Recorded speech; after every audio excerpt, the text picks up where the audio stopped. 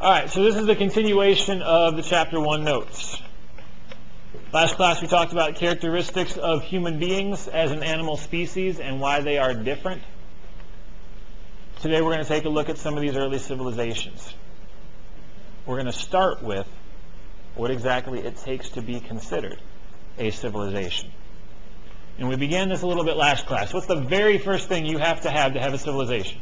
Food surplus. Food surplus. Not just food, but a food surplus. You have to have enough food in order to do what? Feed a specialization of labor. You have to have enough food so that some people don't have to grow their own. That makes a civilization. Because now that some people don't have to grow their own, what can they spend their time doing? building other things such as tools and pottery. Good. They can become craftspeople and make stuff full-time. And what's the benefit of having a full-time maker of stuff? Get better at doing it, so the tools become better, so you can get more crops. You can get the crops out easier. Good. I can go out in the woods and rip a branch off a tree, and I can make a bow. And I can rip a few more sticks off a tree and make some arrows. Are they going to be any good? No. Okay, I can tell you they're probably not going to be very good. Because I haven't spent a lot of time making bows and arrows, despite my misspent youth. If, however, my full-time occupation could be bow maker,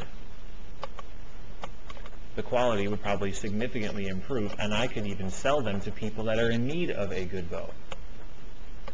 This is what division of labor allows you to do. It allows you to specialize and greatly improve the quality of the product. Because you now have time to do it wrong a whole bunch of times and then figure out how to do it right.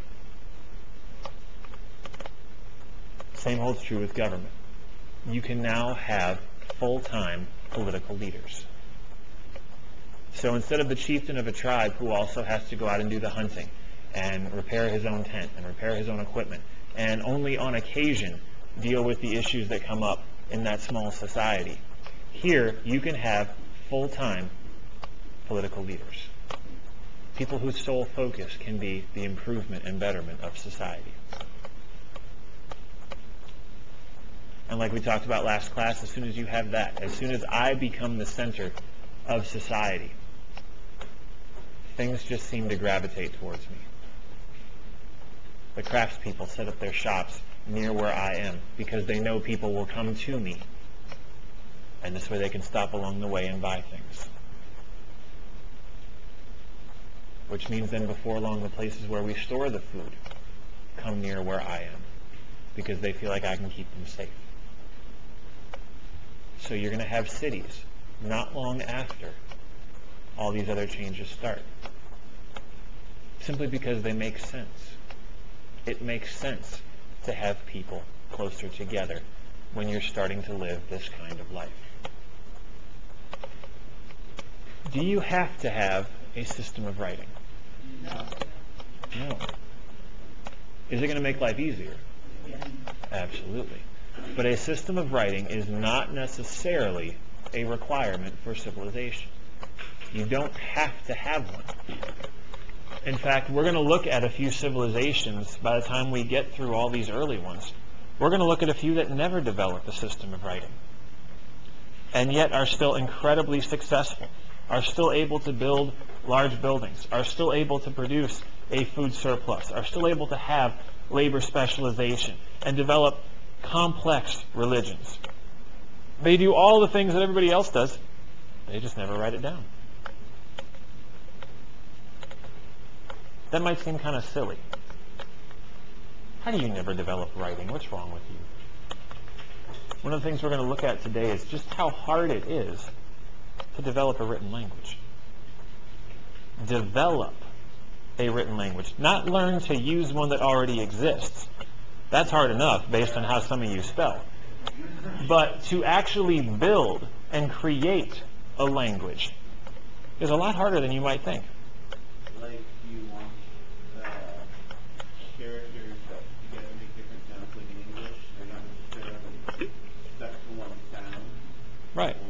But then you have to agree on what symbol you're going to use for a sound. I mean, how on earth does that make an ah sound? It's a circle with a stick on the end, and that magically means ah? Are you kidding? And this, you're going to tell me that everybody can agree that means... Seriously? Really? Of course. When you start to look at language like that, it becomes truly amazing that we have one at all. Who on earth could have possibly come up with something like this and gone, oh, yeah, of course, it's so obvious. How about that? Look, a word, as, something we can all agree on. No, it doesn't even make sense. How does the S turn into a D sound for somewhere? Right. Yeah, don't even get me started on English. But one of the first things that we now have to discuss as we transition from a world of only hunter-gatherers to a world where some people are hunter-gatherers and some people are farmers, the very first thing we have to deal with is the stigma that civilization means better. Stigma. It's kind of like stereotype. Expectation. Assumption. The stigma that civilization, being civilized, automatically makes you better.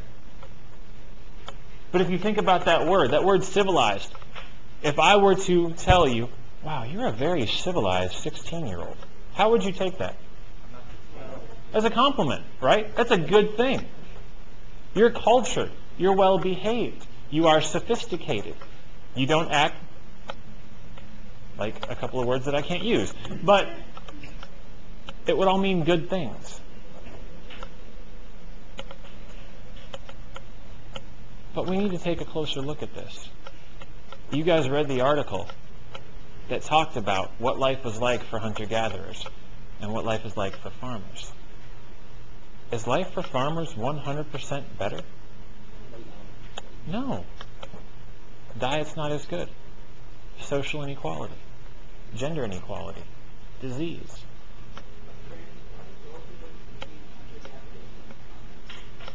In terms of like body, hunter-gatherers were taller. They were probably better conditioned because they would have more aerobic activity during their day. You know, if you're a farmer, you do a lot of heavy lifting. I mean, you're using a lot of tools. You're doing a lot of carrying, especially during the harvest time. But you think about the amount of land that a hunter-gatherer would cover. They're going to be in much better aerobic shape. So think of maybe like a wrestler's physique versus a decathlete's physique.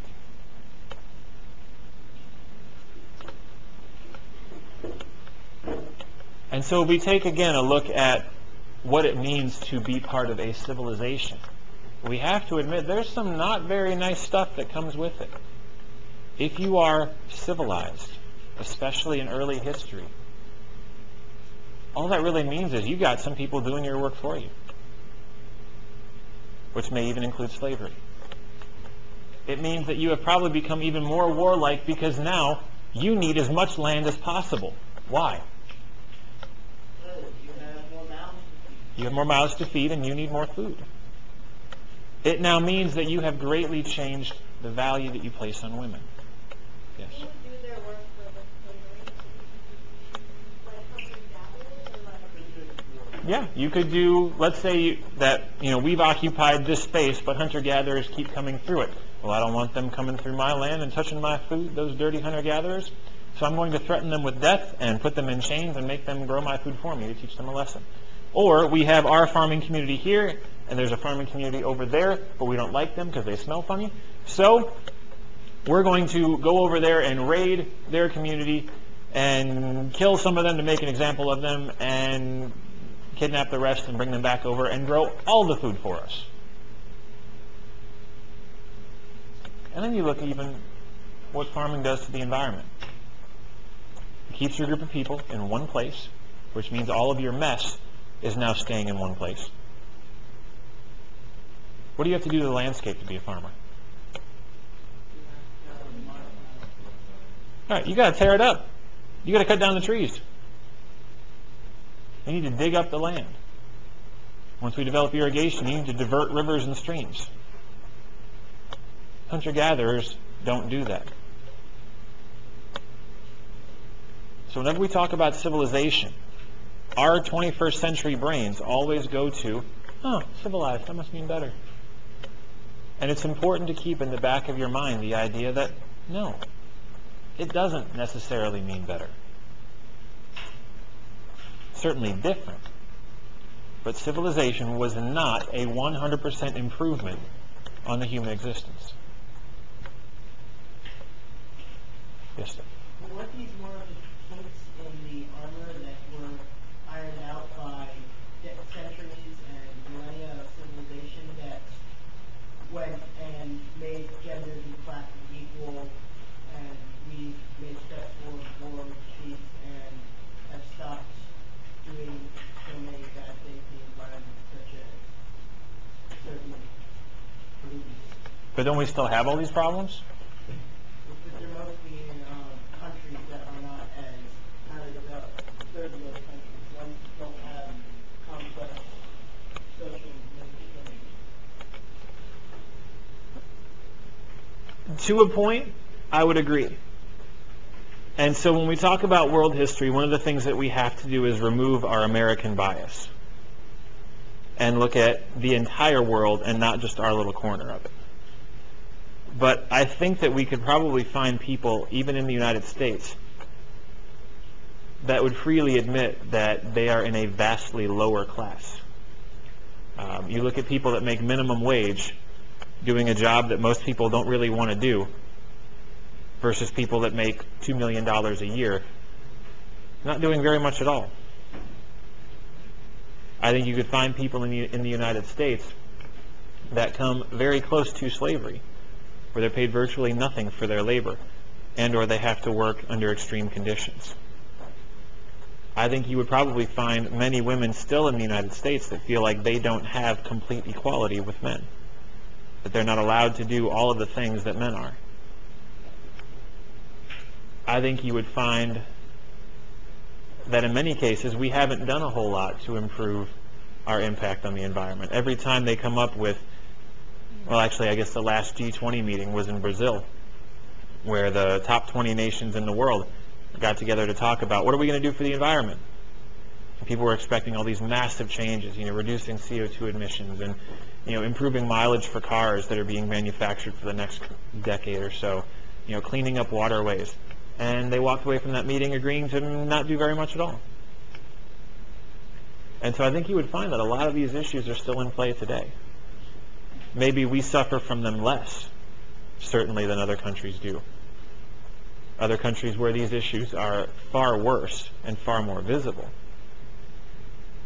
But I think we could find, without looking real hard, that we still have a lot of these things as an issue here. You're welcome. Yes, ma'am. So, if we're not better off, would you say that we're worse off? That's a really good question. And it depends on your definition of better and worse. The article that you guys read made the argument that we're worse off today, but it was looking at it from the standpoint of height, health, dental hygiene, gender roles. Those are all certainly valid as a way of measuring quality of life. Now, we asked you, are we better off? And you guys are like, yeah, we're better off today. And you rattled off a list of technological improvements that we wouldn't have otherwise. So now the question becomes is, what's the definition of better? Does technology make life better? Does technology make life worse? How many of you can't go 5 minutes without checking your cell phone? Be honest. I've seen like 5 of you do it so far this class.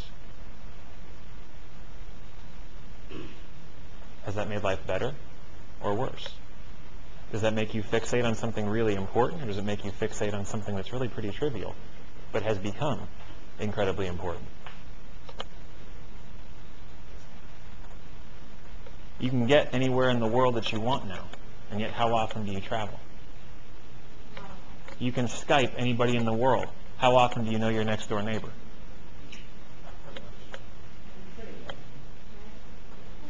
of the 8 people I live next to, total, on either side, I know first names of half of them. But I Skype my buddy that lives in Brazil all the time. Has that made life better or worse? You now have the opportunity to get on Wikipedia and learn anything that you want in 30 seconds. What do you use the internet for? Twitter and YouTube. So, have we made life better? I don't know. But it's a good question. All right, moving on. These are the early civilizations we're going to take a look at. Now, most of these should be reviewed from last year. The ones in the Americas should be relatively new. Mesopotamia should be very, very familiar. Harappan India, Upper and Lower Egypt, Honghe China, those should all be at least a little bit familiar. There should be a few bits and pieces stuck in your brain. The Olmecs you might have learned something about. The Chavan people, I'm assuming you didn't touch at all. So we're going to give you a quick snapshot of each. By no means enough to make you an expert. But one of the things that we do in AP World all year long is we try not to get too bogged down in the minute details, and instead we focus on trends. We focus on patterns. We look at comparisons. We take a few major characteristics and we see how often they show up. So, for example, what's one thing that you could say is true of all 6 of these, even though you haven't studied them all yet? Yes, ma'am. They all rely on rivers. Good. They are river valley civilizations. What else would you assume is a characteristic they all share?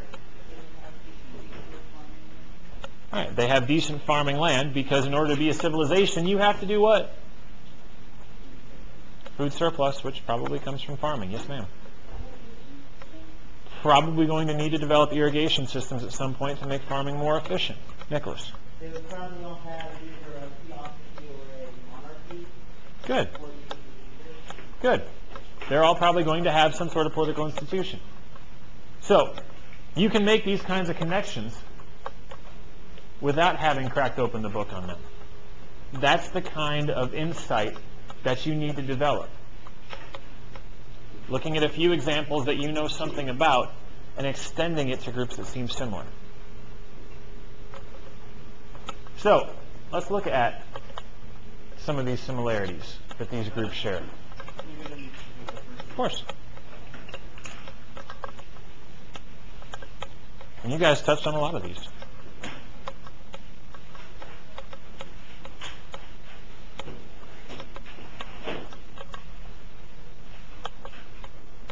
So they're dependent on rivers.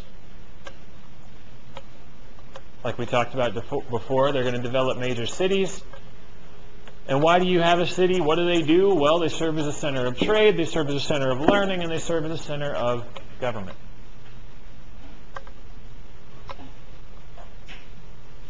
In most cases, they go on to develop a language, a written alphabet.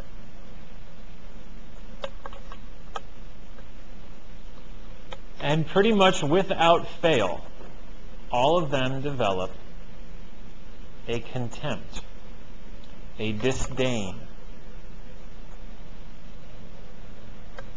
a sense of superiority when they compare themselves to the people around them. Now, sometimes that's based on culture. The way that they live versus the way these other people live. These other people run around in animal skins. Look at us. We're sophisticated. We wear cotton. That makes us better. Look at these other people. They eat rabbits and squirrels. We don't. We eat cows. That makes us better. We have a language we can write down. These poor savages speak in grunts and moans and giggles. Look at us. We're so much better.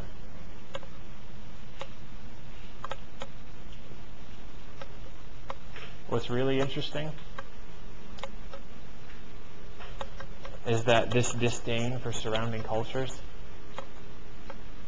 doesn't become based on skin tone until about 200, 300, 400 years ago. We actually made it through a large chunk of human history without skin-based cultural disdain.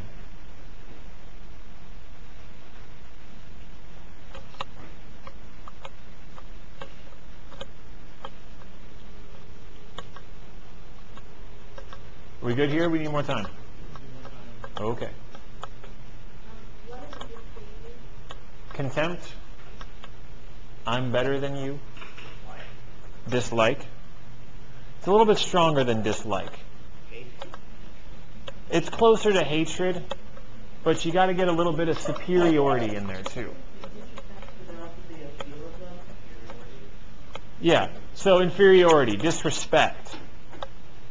Because you got to get that edge of not only do I not like you, but I don't like you because I'm better than you. Arrogance. Where did that come from? Like, if we all started out as just like people, and then we all like migrated, when did it get to a point that someone decided that they were better than someone else? Why do you guys have feuds or old best friends that are now your arch nemesis? Maybe because they stole your boyfriend or girlfriend, or they stole your teddy bear when you were 5, or they got a better grade than you and rubbed it in your face, or they didn't come to your birthday party. I mean, human rivalries had started for any number of stupid reasons for as long as there's been human beings. What's happening here is on a cultural level. But it's the same thing that happens in your social circles. You have an issue with one person. Oftentimes, don't your friends then develop a similar issue with that one person? You all just generally agree, we're not going to like them. Or if you look at sports teams, you're a misguided Washington Redskins fan. So simply on principle, you have to dislike the Dallas Cowboys. There's no rhyme or reason to it. There's nothing about them that requires you to dislike them, other than the fact that you've been taught that you need to dislike them.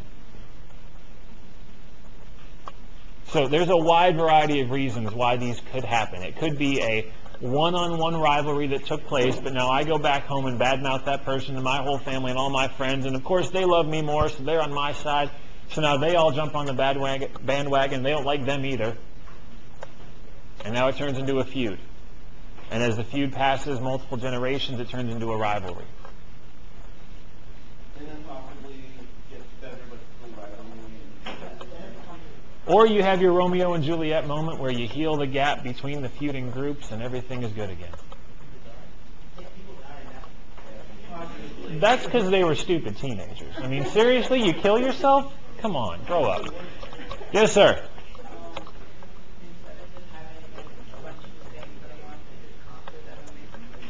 They will. And they will do that. He said, why don't, if they, instead of just having this disdain, instead of just having this rivalry, why not just get it over with, conquer them, and make them your slaves? They will. And there's your justification. Because I don't like you and I'm better than you, I am justified in conquering you and making you my slave. Thus, enter white people into the Americas. Columbus gets off the boat, looks at the people in Hispaniola, goes, I don't like you, I'm better than you, you're my slave. Congratulations. Thank you for welcoming me to the New World. Nicholas.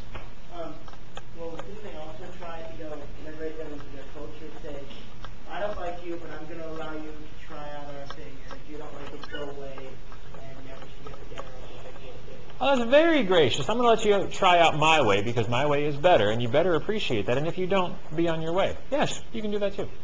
I mean, you could try to learn their way, but that just wouldn't make sense because their way is stupid. Yes, sir. Why is barbaric ended up may sound different when you're using a prefix to it. Are you asking for me to explain English again? Because we all know that does not make sense. Yeah. My wife teaches English. I'll bring her in sometime. She can do it. All right, these are a lot of words. What are you not supposed to do? I'm so proud of you all. All right, so let's look at Mesopotamia real quick and look at some of these characteristics in detail. Now, if you already know where Mesopotamia is, should you write it down? No. If this is new information to you, go ahead and do it.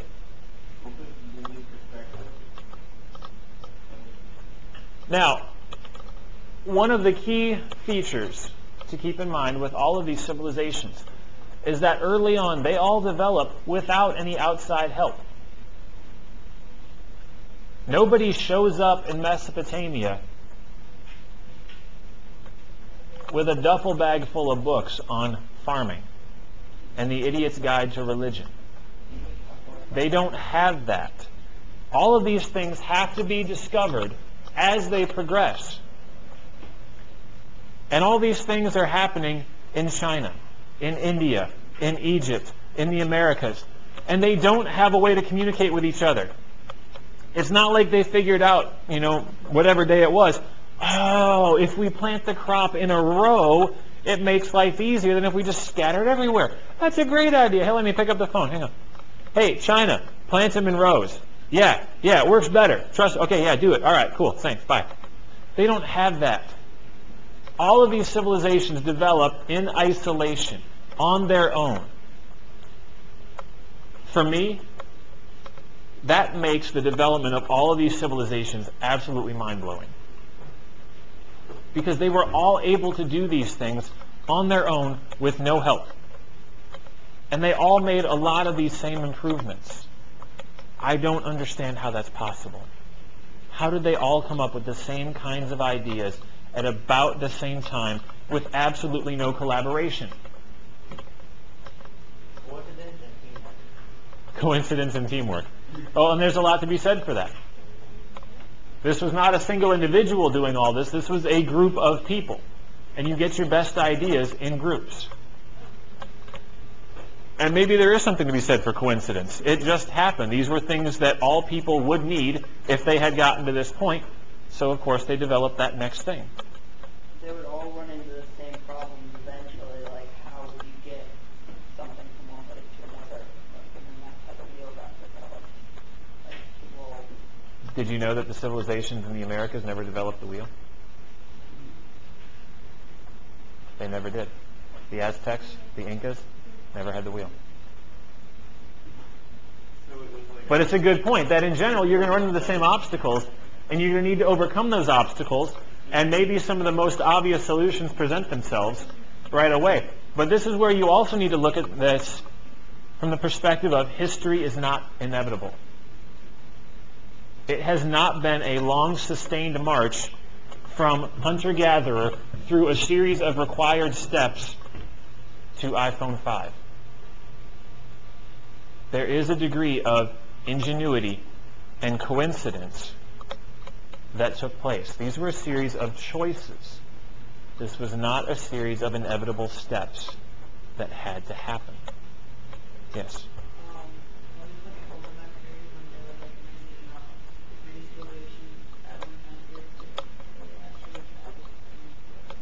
Eventually, yes.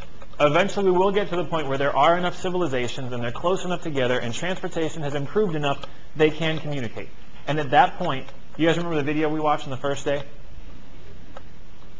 And how it took so long for the early stuff to happen. And then all of a sudden it's like boom, boom, boom, boom, boom, boom, boom, boom on the screen. That boom, boom, boom, boom, boom comes when civilizations start to interact with each other.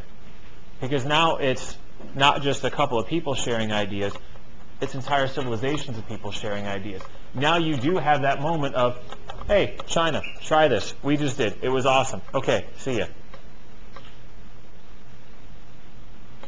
That's when you see civilization really take off.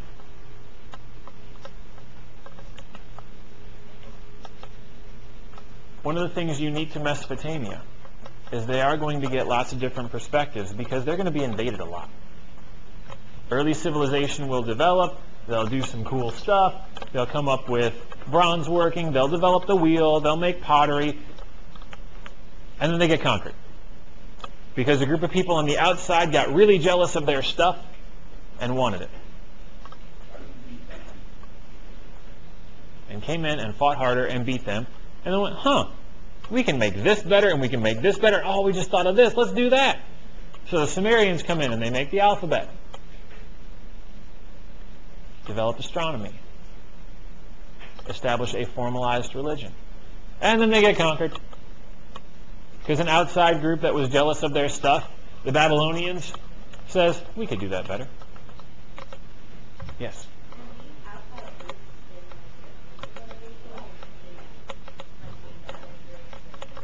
Could be either one. It could be a smaller civilization that was jealous of the big one. It could be a group of hunter-gatherers that was simply stronger and more powerful.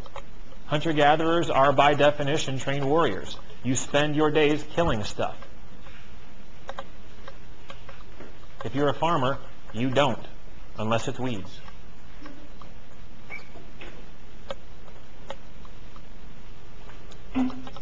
Now, other fun facts. And by the way, if you ever feel like you're really falling behind, remember, these are recorded, and you can get some of this stuff later.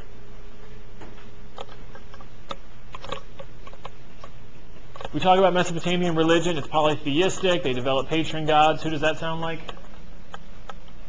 When do you always hear about patron gods when you study history? Greeks and Romans.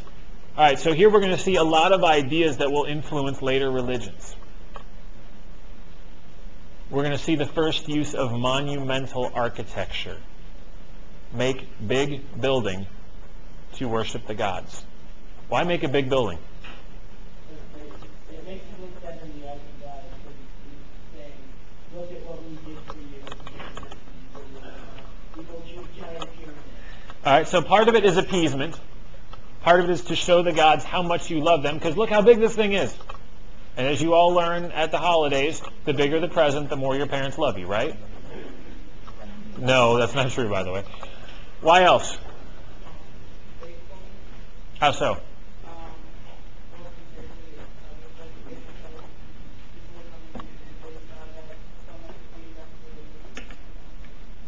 Good. Good. So it certainly makes your religion look valid and attractive if you're spending this much time and effort on something. Simple question. In this time period, where are the gods? Up. If you want to get as close to the gods as possible, all right? If gods are up and you want to get close to the gods, you build up. So you build a monumental building as tall as you possibly can so that your offerings can get as close to the gods as possible, because the last thing you want is for your offering to fall short, stupid gravity, and the gods never get it, and they get mad and like, how come you never called? You don't write. You don't text me anymore. You must not love me. Thunderbolt. So, you build high. You look at groups that worship natural spirits. What sort of natural features always seem to show up in nature religions? The sky and mountains, because mountains will get you as close to the sky as possible. Yes, David? How tall was the figure? 5,263 feet. So just under I made that up. Typically, they were able to build About, 3, 4, 5 stories. okay, so, It's going to take them a while to develop the architectural knowledge to build significantly higher, because at that point, weights and stresses didn't work with their building materials. okay. So how do they make the building structurally sound and stable so that... They use really big rocks. So no sorts of... Not early on. Load-bearing columns. Really big rocks. And lots of mortar? And lots of mortar until they learned how to do it better. Specialization. Inside, or just be a giant box of rock? Oftentimes, early on, just a giant box of rock. So think about when you make sandcastles at the beach. Like when you're first learning how it's just a big old pile of sand and you sculpt the outside. And then as you get better and more creative, and maybe your parents help you out, like you tunnel through underneath, and you make some extra entrances, and you tunnel into the sides, and it falls down, and you're like, oh, I couldn't do that. So you build it again. Trial and error. Other questions? All right, lovely. Anything else you need explained here? A lot of this is pretty simple and straightforward. If you have a question, ask. Otherwise, we'll move on. Yep. That's why we're trying to move it along. Yes?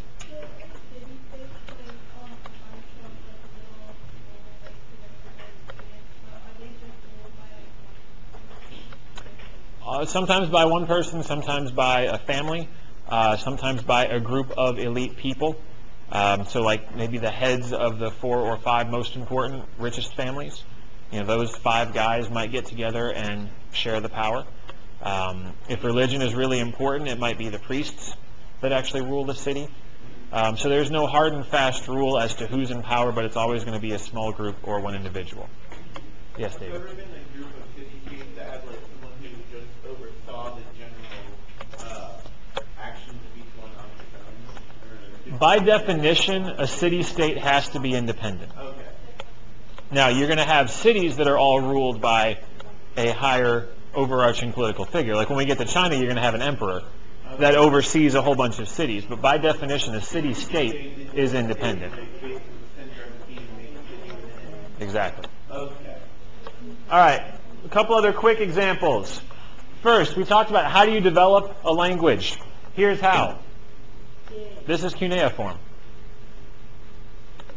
In its earliest inception, they agreed this means sun, this means God, this means mountain, this means man. You can kind of see it laying down, sleeping. There's the eye, there's his body, there's his nose, it's pointy.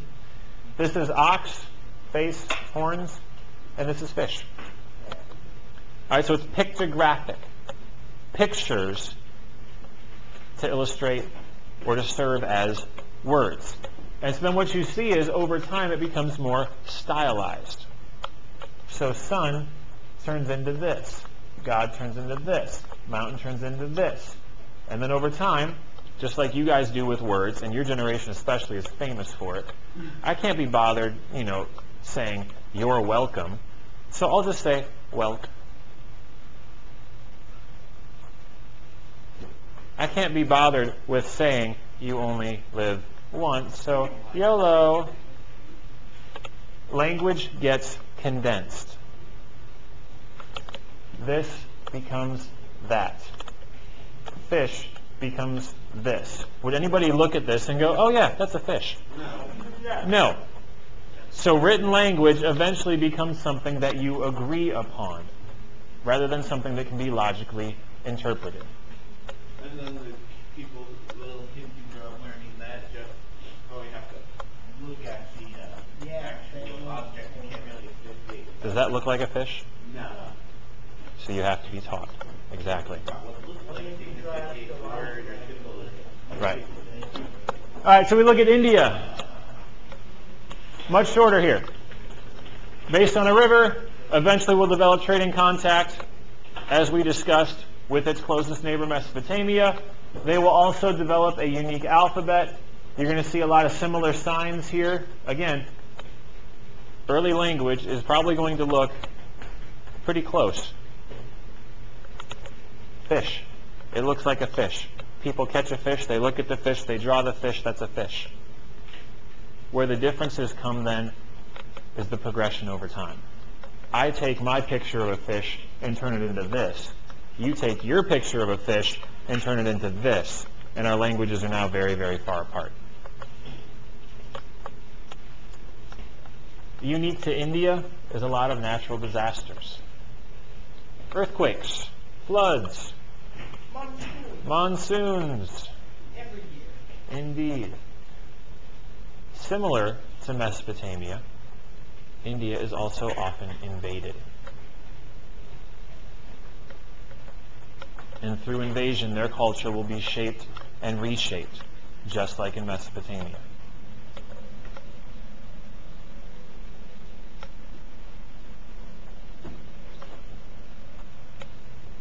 Now again, if you find doodling and or pictures helpful, use them. So we got Mr. Blender over here showing how in India cultures become blended through invasion, through a violent mixing. So I don't know about you, but when I turn on the blender, I get scared. Is that an anthropomorphic blender? It's wonky. You're gonna have to. I would be very Yes, sir. scared by an anthropo. It's pretty much whatever things they got into, like into the video to that blender, and when it's done, you have delicious shake. Indeed. Can we try it? Sure. Or is it? It's right there. We'll pour one out for you. Okay. All right, we good here? Yeah. Y'all? Lovely. All right. The Indian server probably alphabet was unsacred. We don't necessarily understand all of it. We understand maybe a couple. Word. Right, or we think we understand it. We might find out differently later. Yeah. All right, so with China, also, again, develops early on in isolation, which is why he's sad and hanging his head in the mailbox, because nobody is talking to him. Yeah, exactly. Now, China is going to be interesting because China, unlike other civilizations, will actually develop a strong centralized government instead of a series of city-states. China very early on develops a government where one person seizes power over a large area.